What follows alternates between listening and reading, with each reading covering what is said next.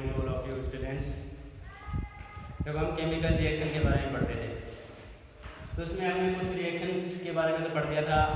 आज हम जो रिएक्शन देखेंगे वो है डबल डिस्प्लेसमेंट रिएक्शन।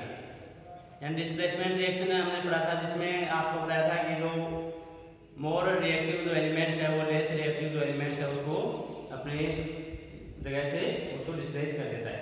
तो वो तो थी displacement reaction. Double displacement reaction देखो,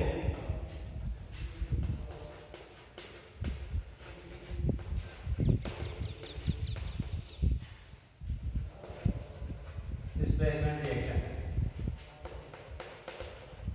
डबल डिस्प्लेसमेंट रिएक्शन यानी द्विविस्थापन रिएक्शन। डबल डिस्प्लेसमेंट रिएक्शन में क्या होता है कि in this reaction mutual exchange of atoms, यानी जो एटम्स है उनका एक्सचेंज होता है, तो वह है डबल डिस्प्लेसमेंट रिएक्शन। तो इन दिस रिएक्शन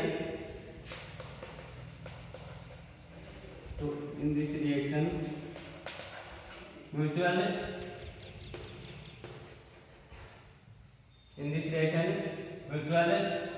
जो एटम्स है उनका एक्सचेंज होता है। तो म्यूचुअल एक्सचेंज ऑफ एटम्स यानी जो एटम्स है उनका एक्सचेंज होता है एटम्स। तो ये कारण double displacement.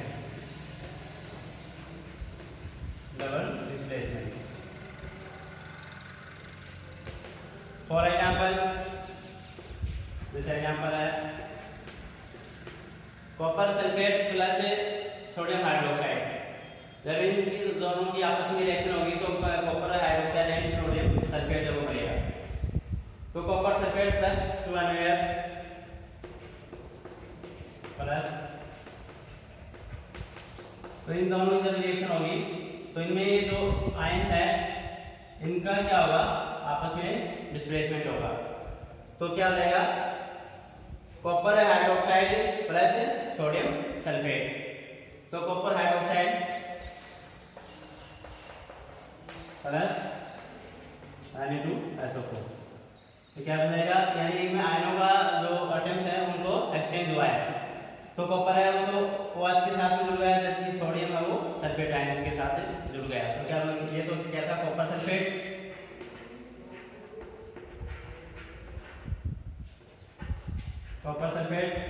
Sodium hydroxide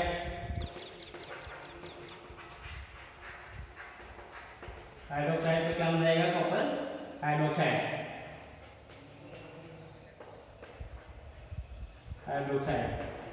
plus sodium sulphate. तो यह है double displacement reaction.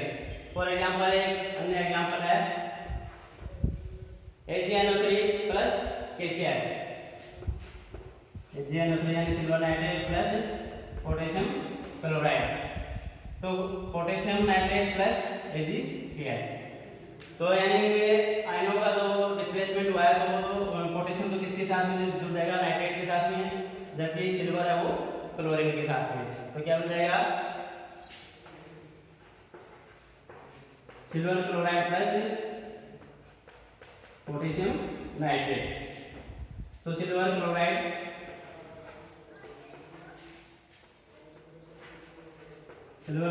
Plus potassium nitrate. तो ये भी कौन सी रिएक्शन है, डबल डिस्प्लेसमेंट रिएक्शन। अगली देखो डिसोसिएशन रिएक्शन। डिसोसिएशन रिएक्शन में reaction in which reactant get decomposed to produce two और मोर प्रोडक्ट। यानी जो डिसोसिएशन जो रिएक्शन है उसमें जो रिएक्टेंट है वो आगे जाकर टू प्रोडक्ट बनाएगा, यानी एक रिएक्टेंट है वो दो या दो से अधिक प्रोडक्ट बनाएगा। तो उसको हम क्या बोल रहे हैं, डिसोसिएशन रिएक्शन। अगली है डिसोसिएशन रिएक्शन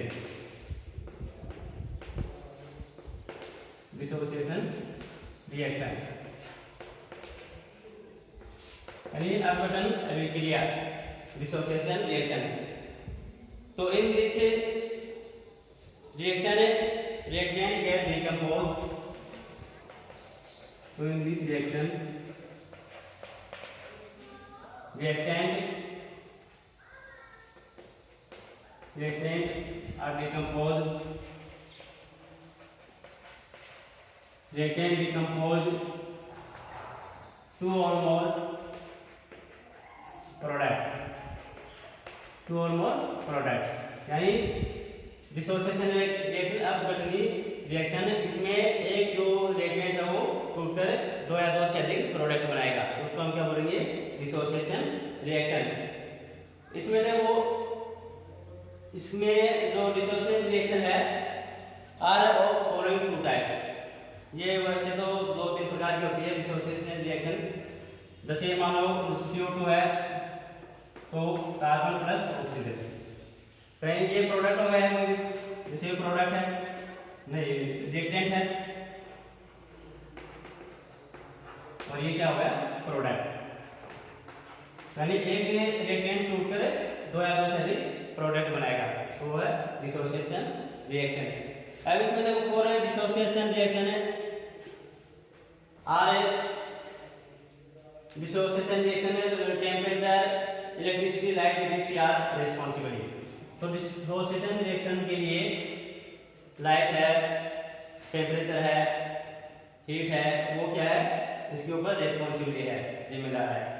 जैसे इलेक्ट्रोलाइसिस, पहला है जैसे इलेक्ट्रोलाइसिस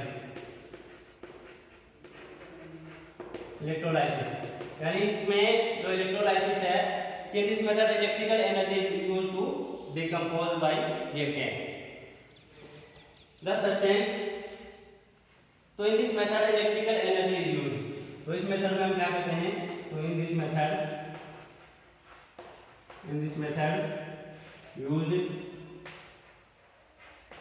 यूज्ड आर इलेक्ट्रिसिटी यानी हमें विद्युत अपघटन करते हैं, इलेक्ट्रिसिटी करते हैं। जब ये मान लो एग्जांपल है H2O है, तो H2O के मेरे H2O यानी वाटर के अंदर हम जब इलेक्ट्रिसिटी पास करते हैं यानी इलेक्ट्रिक करंट पास करते हैं तो हाइड्रोजन और ऑक्सीजन में टूट जाता है।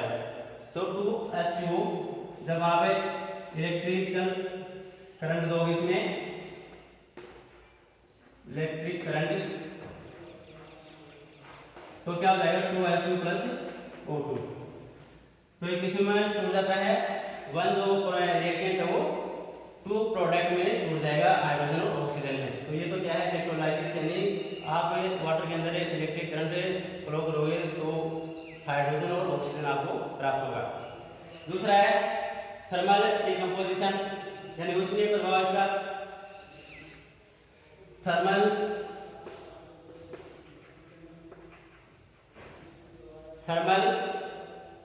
डिकम्पोजिशन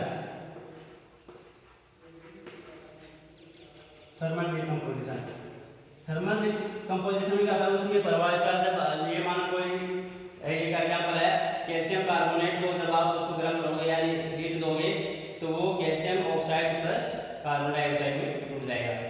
तो इसका एग्जांपल है कैल्शियम कार्बोनेट, जब आप इसको गर्म करोगे या थर्मल इफेक्ट या हीटिंग करोगे आप थर्मल हीटिंग, तो कैल्शियम कार्बोनेट प्लस CO2, तो कैल्शियम कार्बोनेट है, कैल्शियम कार्बोनेट है,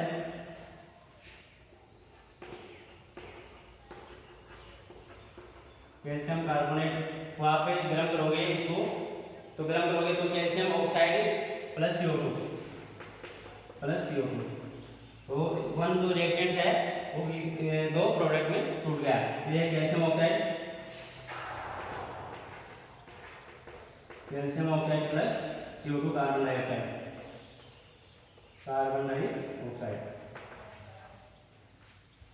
तो डिसोसिएशन रिएक्शन में इलेक्ट्रोलाइसिस हो गया, थर्मल डिकम्पोजिशन हो गया, और एक है इसके अंदर ही है एक और फोटोलाइसिस यानी जैव विद्युत अपघटन। फोटोलाइसिस वो आपके लिए इतना इम्पोर्टेंट नहीं है। तो अगला हम देखेंगे slow and fast reaction. Slow and fast reaction में देखो कुछ जो रिएक्शंस है वो स्लो होती हैं, जबकि कुछ रिएक्शन है वो फास्टली होती हैं। कुछ रिएक्शन है वो जैसे महीना उसमें होने में महीना भी लग जाता है, हफ्ता भी लग जाता है, सालों भर भी लग जाते हैं। तो पहली है fast and slow reaction. Fast and slow reaction. तो fast and slow reaction fast reaction वो है जो जल्दी से हो जाए, जबकि स्लो रिएक्शन जो धीरे धीरे जो रिएक्शन होती है।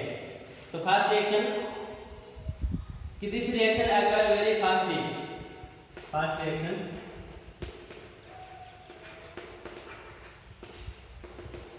तो दिस रिएक्शन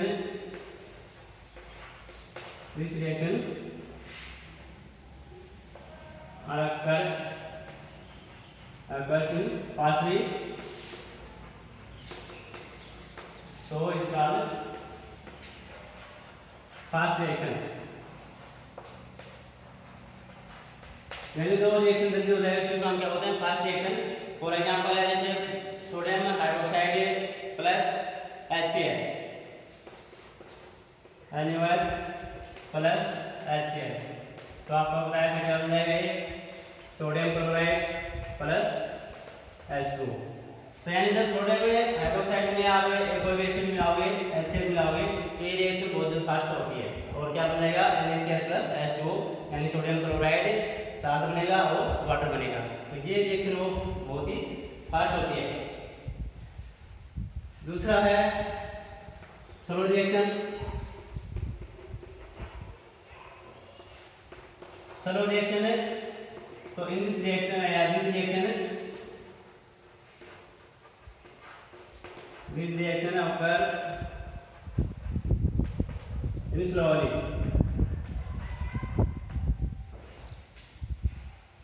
स्लोली तो इंसान स्लो रिएक्शन, यानी जो रिएक्शन बहुत ही धीमी होती है तो हम उसको क्या बोलेंगे? Slowly reaction.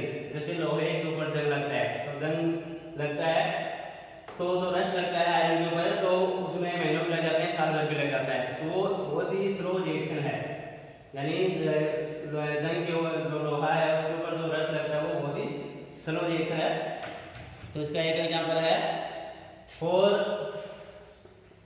Fe plus O2 plus, यानी आपने जो आयरन है Fe बताया था आपको, आयरन है Fe प्लस H2O,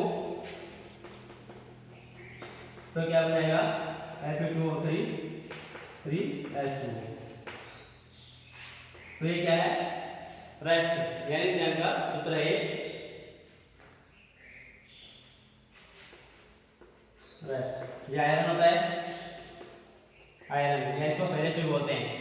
तो इसका एक एग्जांपल है जब आप लोहे को फेरस को ऑक्सीजन की उपस्थिति में या वाटर की उपस्थिति में रखते हो तो क्या है उसमें क्या धीरे धीरे क्या लग जाता है? रस्ट लग जाता है, यानी जंग है वो लग जाता है। तो ये बहुत ही स्लो रिएक्शन है। तो ये दो रिएक्शन थी, फास्ट रिएक्शन है, स्लो रिएक्शन, और उसके एग्जांपल देखिए। अब देखो अगला reversible and irreversible reaction. Reversible reaction में कौन से होते हैं? जो रिएक्शन है वापस से दोबारा से, जैसे रिएक्टेंट है एंड प्रोडक्ट, और फिर प्रोडक्ट से दोबारा रिएक्टेंट आपको प्राप्त हो जाए, तो वो तो क्या कराएंगी? Reversible reaction. And irreversible reaction, जो रिएक्टेंट है और जो प्रोडक्ट बनेगा वो एक बार बनने के बाद दोबारा आप उसको नहीं बना सकते, तो वो कौन सी है? Irreversible reaction. तो reversible reaction, reversible reaction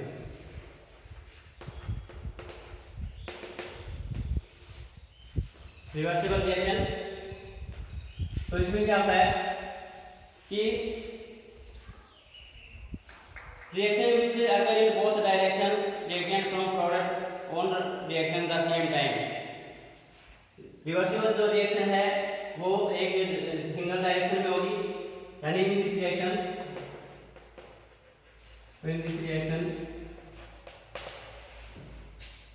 single direction,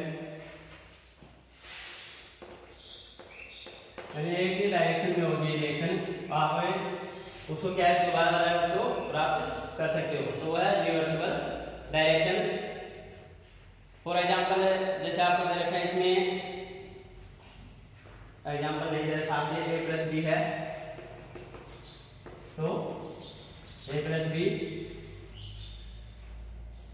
तो c प्लस डी, यानी a plus B plus C plus D. चलिए नहीं इसमें अब है रिवर्सिबल डायरेक्शन।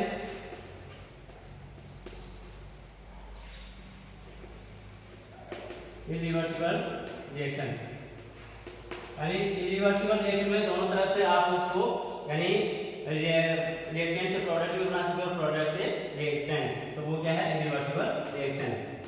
तो in this reaction both direction, यानी दोनों तरफ से आप उसको बना सकते हो, तो वो है reversible reaction.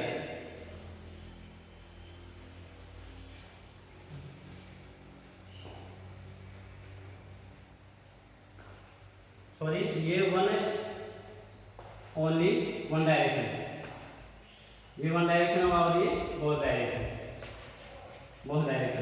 So in this reaction both direction that is reversible, in this reaction is only one direction। आप उसको रिएक्टेंट से दोबारा प्रोडक्ट बनाओगे तो प्रोडक्ट से आप उसको दोबारा रिएक्टेंट में नहीं बना सकते हो।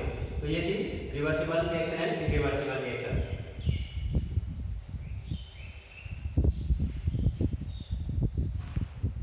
अब देखो कैटालिस्ट। कैटालिस्ट क्या होते हैं? उत्प्रेरक। कैटालिस्ट यानी उत्प्रेरक। कैटालिस्ट क्या करते हैं? ये किसी रिएक्शन में भाग नहीं लेते हैं, लेकिन उस रिएक्शन को जो रेट है, रेट ऑफ रिएक्शन, उसको बढ़ा देते हैं यानी इंक्रीज कर देते हैं।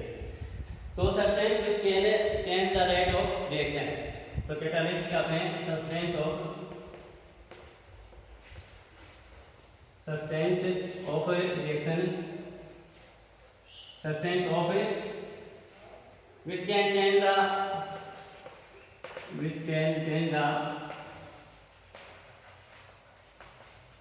rate of reaction,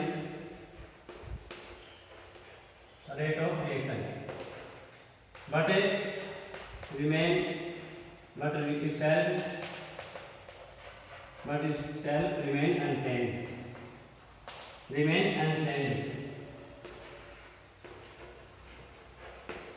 is called catalyst.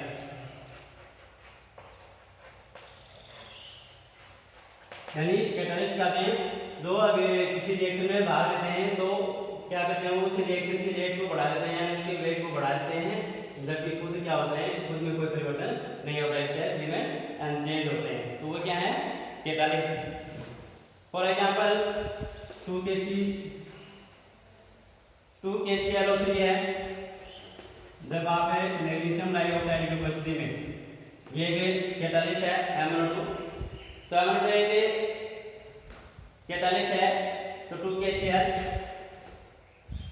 Plus O2, यानी इस रिएक्शन में क्या हुआ कि जो पोटेशियम क्लोराइड है तो उसके अंदर आपने कैटालिस्ट मिलाया MnO2, तो ये MnO2 मिलाने से क्या होगी, इसकी रिएक्शन की रेट है जो वेग है वो बढ़ जाता है, यानी बहुत फास्ट हो जाती है रिएक्शन।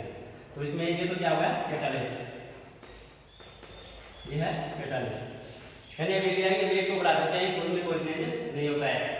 इसी प्रकार वेजिटेबल ऑयल प्लस हाइड्रोजन तो वेजिटेबल घी, वेजिटेबल ऑयल में जब आप हाइड्रोजन मिलाओगे तो क्या बनेगा? वेजिटेबल घी,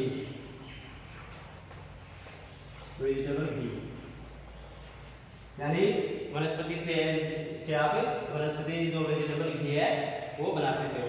तो ये था कैटालिस्ट। अब उसकी कुछ प्रॉपर्टीज हैं कैटालिस्ट की। क्या क्या प्रॉपर्टीज है कैटालिस्ट? कैटालिस्ट आपको बता रहा है कि ये सिर्फ जो रिएक्शन है उसमें भाग लेते हैं उसके वेग को बढ़ाने के लिए। तो catalyst only change the rate of chemical reaction. तो catalyst only change of rate of reaction. ये सिर्फ उसकी रेट को बढ़ा देते हैं, यानी वेग को बढ़ा देते हैं reaction, but itself remain unchange, but itself remain unchange. दूसरा है catalyst are sufficient small amount, यानी ये किसी भी रिएक्शन में थोड़ी मात्रा में मिलाए जाते हैं, तो catalyst are sufficient in small amount, catalyst in sufficient in small amount, यानी ये किसी भी रिएक्शन में थोड़ी मात्रा में मिलाए जाते हैं। तीसरा है for a specific reaction there is a specific catalyst, यानी एक स्पेसिफिक रिएक्शन के लिए उसके लिए एक स्पेसिफिक कैटलिस्ट होगा, यानी एक विशेष प्रकार की जो रिएक्शन है उसके लिए एक विशेष प्रकार का ही कैटलिस्ट होगा, प्रेरक होगा। तो इसमें for a specific reaction there is a specific catalyst, तो for a specific reaction or specific reaction or specific catalyst, यानी एक स्पेसिफिक रिएक्शन के लिए एक स्पेसिफिक कैटलिस्ट होगा। Catalyst does not initiate a chemical reaction but only increase rate of ratio, यानी आपको पहले बता दिया था कि सिर्फ रेट ऑफ रेशियो रिएक्शन है, ये सिर्फ अभिक्रिया के वेग को बढ़ाता है, खुद उसमें भाग नहीं लेता है। अगला कैटलिस्ट आर है more efficient and active at particular temperature. In reversible reaction catalyst actually increase the rate of forward and backward reaction, यानी जो रिवर्सिबल है जो रिएक्शन है उसमें ये फॉरवर्ड एंड बैकवर्ड उसे अभिक्रिया को आगे और पीछे करने के काम आता है। तो ये थे कैटलिस्ट की कुछ प्रॉपर्टीज। तो अगला वीडियो हम नेक्स्ट क्लास में देखेंगे।